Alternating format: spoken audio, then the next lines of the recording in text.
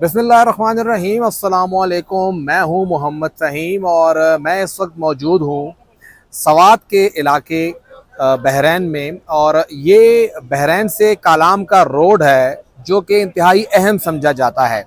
ये सवात में अपर स्वात का इलाका है और अपर स्वात में ही ज़्यादातर सयाह आते हैं।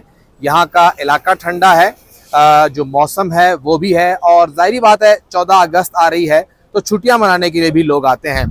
खैबर पख्तूनख्वा हुकूमत ने कुछ आदशुमार जारी किए कि इस बार लाखों लोग वो आए खैबर पख्तूनख्वा और उन्होंने इस इलाकों का मज़ा लिया। लेकिन आज मैं जिस मौजू पर बात कर रहा हूँ वो है यहाँ पर सहूलियात के हवाले से।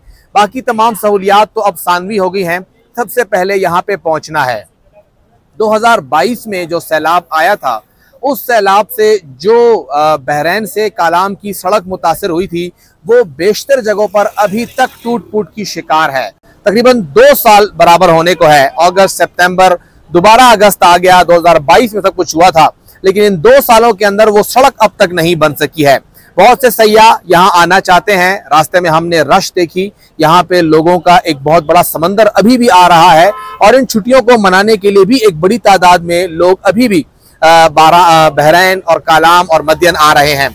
सवात पहुंचने के लिए सबसे इंतहाई अहम रास्ता यही है और ये एक मेन शाहराह है, ये मेन आर्टरी है। अगर इस मेन आर्टरी पे आपको जो रास्ता 40 मिनट में तय होना है वो 1 घंटा 10 मिनट, 1 घंटा 20 मिनट में तय करना हो तो ये डबल या ट्रिपल मुसाफत हो जाती है। एक तो आपको वहां पे वक्त ज्यादा लगता है, दूसरा जो इंतहाई खतरनाक है वो ये है कि रास्ते में अगर फैमिली है तो कोई भी मसला हो सकता है, कोई प्रॉब्लम हो सकती है, वहां पे चीज रुक सकती है, आपकी गाड़ी खराब हो सकती है, आपके टायर जो हैं उसकी भी लाइफ एक खास हद तक है, उसको भी क्रॉस कर सकते हैं। लेकिन इस जगह की मुरम्मत जो है वो इंतहाई सुस्त रवि का शिकार है। ऐसा नहीं है कि इसकी मुरम्मत ही नहीं हो रही है, बहुत जगहों पर हमने देखा कि मशीनरी पड़ी हुई थी, गो कि वो चल नहीं रही थी, शायद छुट्टियां हो, बीच में गैप आया हो, दोबारा काम शुरू करना हो, फंड्स का मसला हो, लेकिन काम रुका हुआ था। ये खैबर पख्तूनख्वा है, यहाँ पे अपर सवात डेवलपमेंट अथॉरिटी है, यहाँ पे TMA है, यहाँ पे PHA है, पख्तूनख्वा जो हाईवे अथॉरिटी है वो यहाँ पे काम करती है। और ये सड़क NHA के पास, नेशनल हाईवे अथॉरिटी के पास आती है। यहाँ पे रास्ते में हमने देखा कि उनके मुख्तलिफ जगह पे बोर्ड भी लगे हुए थे। तो ऐसा नहीं है कि सिर्फ खैबर पख्तूनख्वा हुकूमत ही इसकी जिम्मेदार है या सिर्फ वफाकी हुकूमत ही इसकी जिम्मेदार है। ये दोनों हुकूमतें, यहाँ पे अगर हम टूरिज्म की बात करते हैं तो सिर्फ दोनों हुकूमतें ही नहीं बल्कि ब्यूरोक्रेसी, फेडरल भी और सूबाई भी, वो जिम्मेदार हैं। ऐसा ना हो कि जी ये तो मुस्लिम लीग नून ने नहीं किया, ये तो PTI ने नहीं किया, ब्यूरोक्रेसी ने नहीं किया। निगरान दौर का यहाँ पे 13 महीने गुजरे, फेडरल के अंदर 6-8 महीने वो बैठे रहे, क्या हुआ? इस तमाम चीजों का अभी तक कोई सवाल नहीं पूछ रहा है। जो नई हुकूमतें भी आई वो भी ये कहती है जो गुजर गया उस पर मिट्टी डालें, आगे बढ़ते हैं, लेकिन आगे भी कब तक बढ़ेंगे? अभी इस वक्त ये सड़क फौरी तौर पे तो ठीक नहीं हो सकती। ये तो सब जानते हैं कि ये सड़क में तामीर होने में टाइम लगेगा, जो पैचेस हैं उनको ठीक करने में टाइम लगेगा, लेकिन जब तक ये सड़क ठीक नहीं होती तब तक क्या होगा और कब तक ये सड़क ठीक नहीं होती, इसके बारे में भी कोई प्लान सामने नहीं आ रहा है। दूसरा, जो ये साथ ही दरिया गुजर रहा है जिसने फ्लड के अंदर इसको डैमेज किया, सड़क को डैमेज किया, मुख्तलिफ जगहों पर यहाँ पे जो जगह हैं वो खराब हुई हैं, वहां पर अब बहुत जगहों पे सड़क खराब होते हुए सुकड़ के सिंगल हो गई है। उससे भी वहां मसले बन रहे हैं कि आपको एक साइड पे ट्रैफिक रोकनी पड़ती है, फिर यहाँ पे ट्रैफिक छोड़ते हैं, अगली ट्रैफिक रोकते हैं तो पहले को छोड़ना पड़ता है, वो ये बहुत मुश्किल है। और फिर लोग यहाँ पर जो मुख्तलिफ सड़कें हैं उनके जो लोग हैं वो एहतजाज भी करते हैं कि जी हमें यहाँ पे फैसिलिटी दी जाए, इन सड़कों को पूरा किया जाए। हवा चल रही है, आप देख रहे हैं कि यहाँ पे मौसम बहुत ही खुशगवार है और इस खुशगवार मौसम के लिए ही लोग यहाँ पे आते हैं। लेकिन जब मौसम खुशगवार हो और यहाँ वो लोग पहुंच ना सकें तो फिर क्या फायदा?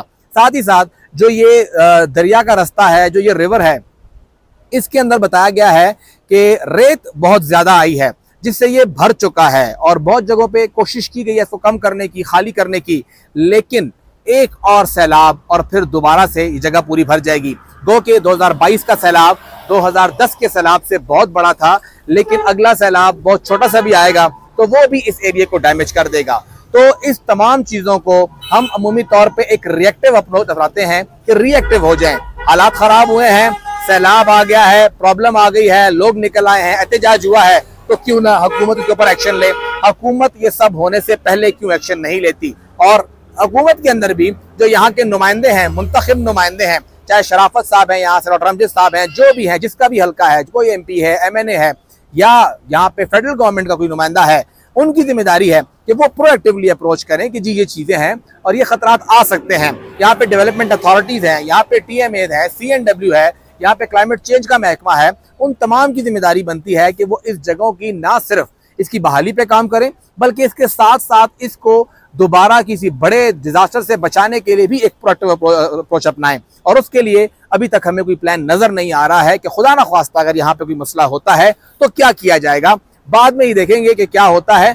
अभी इस वक्त ज़िलाई इंतजामिया या बाकी इदारे इस जगह को खाली करने में, जो इसके अंदर रेत आई है उसको डिसिल्ट करने में अभी तक हमें कोई जो मकामी लोगों का कहना है, जिससे हमारी बात हुई है, कोई सीरियस एफर्ट पिछले 2 सालों में नजर नहीं आई है। मुंतखब हुकूमत आई है, एन मुमकिन है कि जो MPAs हैं, MNAs हैं, शायद अब वो मुंतखब हुकूमत के अंदर होते हुए इसके ऊपर काम करें और जो जिम्मेदार महकमे हैं उनको यहाँ पे जवाबदेह बनाएं।